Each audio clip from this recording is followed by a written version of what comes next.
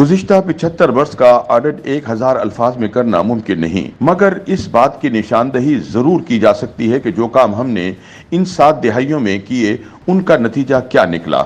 हमने असलहे के अंबार लगाकर देख लिए, आबादी बढ़ाकर देख ली, मजहब का इस्तेमाल करके देख लिया, फहाशी उरियानी को हवा बनाकर देख लिया, आमरीत का मजा चख कर देख लिया। नतीजा 0/0। अकल का तकाजा यह है कि इन तमाम बातों से रुजू किया जाए और वो पॉलिसियां अपनाई जाएं जो दीगर कामयाब ममालिक ने नॉर्मल अंदाज में अपना रखी हैं। हमने अगर अब भी ये पॉलिसियां तब्दील ना की तो नतीजा भी तब्दील नहीं होगा, वो 0 ही रहेगा। यही कानून कुदरत है। इन ख्यालात का इजहार सीनियर सहाफ़ी यासिर पीरज़ादा ने रोजनामा जंग के लिए अपने ताज़ा सियासी तजिए में किया। यासिर पीरज़ादा कहते हैं कि सन 1947 में जब हमने मुल्क बनाया तो सोचा कि अब इसका कोई मकसद भी होना चाहिए। शायद पाकिस्तान के बानियों के जहन में मैग्ना कार्टा और अमरीकी ऐलान आज़ादी जैसी दस्तावेजात होंगी, जिसकी वजह से उन्होंने सोचा होगा कि हमारी भी कोई ना कोई करारदाद होनी चाहिए जिसमें मुल्क बनाने का मकसद हिरासत के साथ लिख दिया जाए ताकि सनद रहे और बवक्त जरूरत काम आवे। कुदरत के काम देखें, आज 75 वर्ष गुजरने के बाद भी किसी न किसी मौके पर इस सनद की जरूरत पड़ जाती है। जिस तरह बड़ी कंपनियां अच्छी शोहरत की हामिल चार्टर्ड अकाउंटेंट फर्मों से अपना सालाना ऑडिट कराती हैं ताकि इस बात का इत्मीनान किया जा सके कि उनके माली और कारोबारी अमूर में बेकायदगियां और बेज़ाब्तगियां ना हों, इसी तरह रियासतों का ऑडिट भी होना चाहिए ताकि पता चलाया जा सके कि जिस मकसद के लिए रियासत का क़याम अमल में लाया गया था वो पूरा हुआ या नहीं। बज़ाहिर ये ऑडिट करना खासा मुश्किल काम है, ताहम अगर कोई फर्म इस काम का बीड़ा उठा ले तो गुज़िश्ता 75 वर्षों के गोशवारों की पड़ताल करके बताया जा सकता है कि हमारी रियासत का प्रॉफिट एंड लॉस अकाउंट बदतरीन खसारे तक क्यों कर पहुंचा। ये ऑडिट तो शायद कभी ना हो पाए। फिद्वी अलबत्ता उन बातों की निशानदही करना अपना फर्ज समझता है जिनके सबब आज हम इस हाल को पहुंचे हैं कि कहना पड़ता है, मुनस्सिर मरने पे हो जिसकी उम्मीद, नाउमीदी उसकी देखा चाहिए। यासिर पीरज़ादा के मुताबिक करारदाद मकासिद से ही शुरू कर लेते हैं।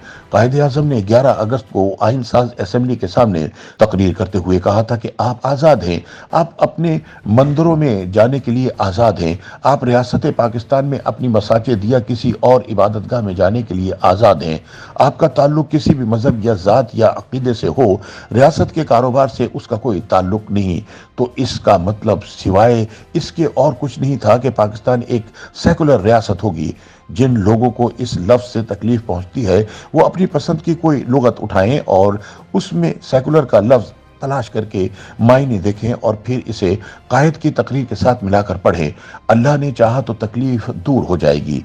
बानिए पाकिस्तान जिस किस्म की रियासत चाहते थे उन्होंने उसका तस्वुर दे दिया, मगर ये तस्वुर उनकी वफात के साथ ही फौत हो गया और ठीक 2 साल बाद इसी आइन साज असम्बली ने एक करारदाद मंजूर की जिसकी मुखालफत तमाम गैर मुस्लिम मेम्बरान ने की, मगर उन मेम्बरान की तजावीज़ को रद्द कर दिया गया और करारदाद को मंजूर करके आइन में दिबाचे के तौर पर शामिल कर दिया गया। आइन साज असम्बली चाहती तो कायदे आज़म की 11 अगस्त की तकरीर के मतन को आइन के दिबाचे का हिस्सा बना सकती थी, मगर इसने ऐसा नहीं किया और करारदाद मकासिद को आइन का हिस्सा बनाकर ये वाज़े पैगाम दिया कि रियासत अपने शहरियों के मजहब और अकीदे के मामलात में मुंह मारती रहेगी और फिर ऐसा ही हुआ। ये हमारी पहली बुनियादी गलती थी। यासिर पीरज़ादा के बकौल हमारा ख्वाब एक फलाही रियासत बनाने का था जहां रियासत हर शहरी की बुनियादी ज़रूरतें पूरी करती है। ऐसी रियासत में तमाम शहरियों को यकसा मौके हासिल होते हैं, दौलत की गैर मुनसिफाना तकसीम नहीं होती और सोशल सिक्योरिटी के निज़ाम के तहत आम शहरी को तालीम, सेहत और रोज़गार का तहफ़्फ़ुज़ फराहम किया जाता है। बदकिस्मती से हम फलाही रियासत नहीं बना सके, इसके बजाय हम एक सिक्योरिटी स्टेट बन गए, गोया ऐसी रियासत जो अपने शहरियों को इस खौफ में मुब्तला रखे कि उसके वजूद को ख़तरा है और ये ख़तरा उन दुश्मनों से है जो रोज़े अव्वल से इस रियासत को ख़त्म करना चाहते हैं। लिहाजा कौमी सलामती और मफादात का तकाजा है कि इस ख़तरे से निपटने के लिए तमाम वसाइल बरूए कार लाए जाएँ, क्योंकि मुल्क होगा तो अवाम होंगे और अवाम होंगे तो इन्हें हुकूक भी मिल जाएंगे। इस पॉलिसी को एक जुमले में बयान करें तो कहा जाएगा कि हम घास खा लेंगे मगर एटम बम जरूर बनाएंगे। कुदरत के काम देखिए, वाकई आज घास खाने का वक्त आ गया है। आगे चलते हैं। 1972 में भारत ने मुल्क में ड्यूटी फ्री कंप्यूटर दरामद करने की इजाजत दी, मगर इस शर्त के साथ कि दरामद कुनंदगान एक महदूद वक्त में इंपोर्ट से दुगनी मालियत के सॉफ्टवेयर और IT खिदमात बरामद करके मुल्क में ज़र मुबादला लाएंगे। 80 की दिहाई में हिंदुस्तान की सरकार ने सॉफ्टवेयर एक्सपोर्ट काउंसिल बनाई और IT के शोबे के लिए जरूरी अशिया की दरामद के कवानीन में नरमी करके सॉफ्टवेयर एक्सपोर्ट की हौसला अफजाई करना शुरू की। 1988 और 1990 में भारत में सॉफ्टवेयर टेक्नोलॉजी पार्क बनाए गए। भारत के स्टेट बैंक ने भी IT सेक्टर की तरक्की में मदद की और हुकूमत ने IT के शोबे में टैक्सों की छूट दी। इन तमाम इक़दामात ने फल देना शुरू किया। आज दुनिया की हर बड़ी IT कंपनी का CEO हिंदुस्तानी है। बेंगलोर को भारत की सिलिकॉन वैली कहा जाता है, जिसका भारत की IT एक्सपोर्ट में 40% हिस्सा है। भारत की कुल IT एक्सपोर्ट इस वक्त तकरीबन 150 अरब के करीब है।